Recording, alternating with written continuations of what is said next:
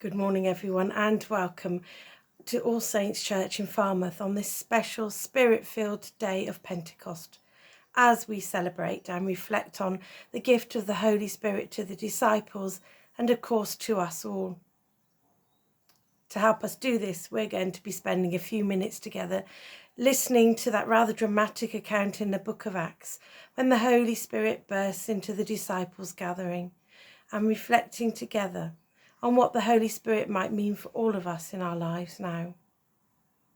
The Holy Spirit, our great comforter and encourager, always with us and by our sides at all times.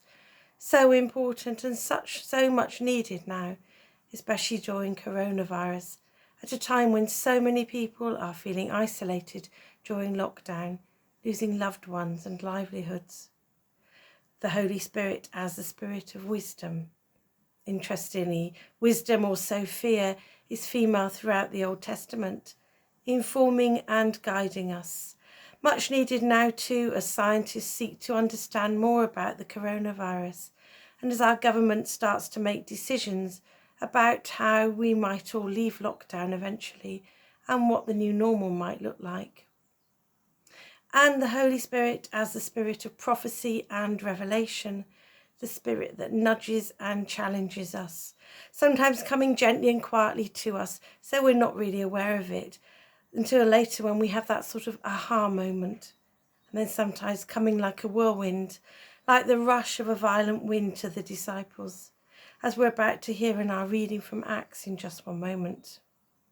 The Holy Spirit that comes, turning everything upside down, and somehow nothing is quite the same ever again. So I wonder, have we been particularly touched by the Holy Spirit in our own lives? Perhaps that's something we can bear in mind this morning as we listen to our reading. How can we listen out for God in our lives and the lives of others?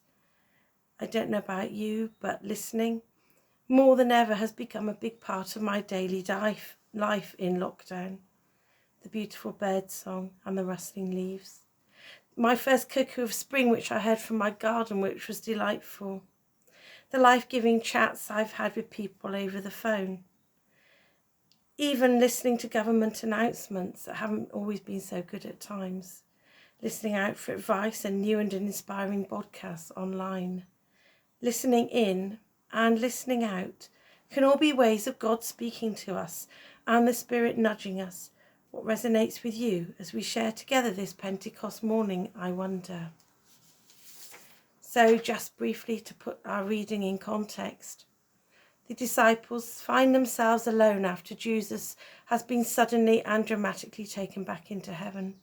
They've been dedicating themselves to constant prayer, and they've just drawn lots to see who will replace Judas. Now they gather together for the day of Pentecost, the really important Jewish festival of Shavuot, celebrating the giving of the Torah to the Jewish people on Mount Sinai.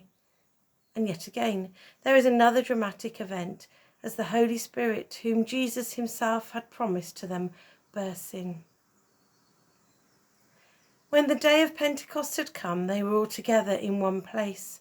And suddenly from heaven there came a sound like the rush of a violent wind, and it filled the entire house where they were sitting. Divided tongues, as of fire, appeared among them, and a tongue rested on each of them.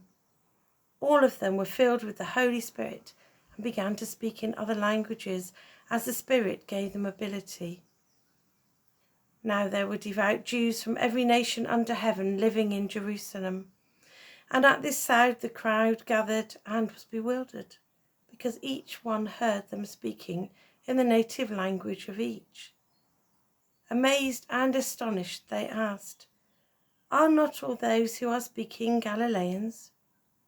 And how is it that we hear each of us in our own language?"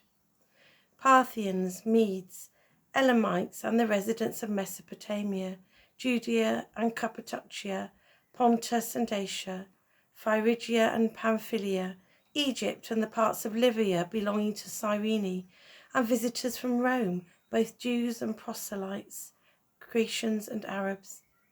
In our own languages we hear them speaking about God's deeds of power. All were amazed and perplexed. saying to one another, "What does this mean?" But others sneered and said, "They are filled with new wine." But Peter, standing with the 11, raised his voice and addressed them. "Men of Judea and all those who live in Jerusalem, let this be known to you. And listen to what I say. Indeed, these are not drunk, as you suppose, for it is only 9 o'clock in the morning. No, this is what the prophet Joel spoke about. In the last days it will be, God declares, that I will pour out my spirit upon all flesh, and your sons and your daughters shall prophesy, and your young men shall see visions, and your old men shall dream dreams. Even upon my slaves, both men and women, in those days I will pour out my spirit, and they shall prophesy. And I will show portents in the heaven above, and signs on the earth below, blood and fire and smoky mist. The sun shall be turned to darkness, and the moon to blood, before the coming of the Lord's great and glorious day. Then everyone who calls on the name of the Lord shall be saved." So we'll just pause for a moment there. I wonder if anything like this has ever happened to you. If it has, then it would be lovely to hear it and to share it together to encourage and inspire one another when we all meet next together. For me, this passage has taken on new meaning this week. If I'm honest, I've never quite known the Holy Spirit to whiz through my life as the disciples did. My own relationship with the Spirit has been one of a series of nonetheless life-changing but repeated nudges and challenges. Nothing quite so dramatic. But reading this account again this week, it seems so much easier to relate to. And so many of us find ourselves physically distanced and socially isolated in the conventional sense. And as we grapple as a society and as individuals to make sense of the bewildering coronavirus and all that is happening at the moment, it just seems easier now to relate to the disciples than ever before, I think. And I feel sure that we have all seen the Spirit at work in so many different ways over the last few weeks, as people have reached out in so many different ways. Neighbours lovingly sharing with one another, local support groups set up to help the vulnerable and to share resources through food banks and hot food home deliveries. All this reminded me so much of the early Christian church pooling their resources together, and of course through key workers and those who have put their own lives on the line for us in hospitals and care homes. We can be sure that our God is ever present with us. His Spirit is here to comfort, guide, encourage and nudge us. Although we may be having to socially distance ourselves from one another, our God never socially distances himself from us.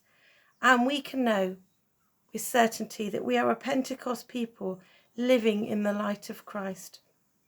I look forward to the time when we can all be together again and perhaps share a birthday cake or two. And in the meanwhile, perhaps a thought for this coming week.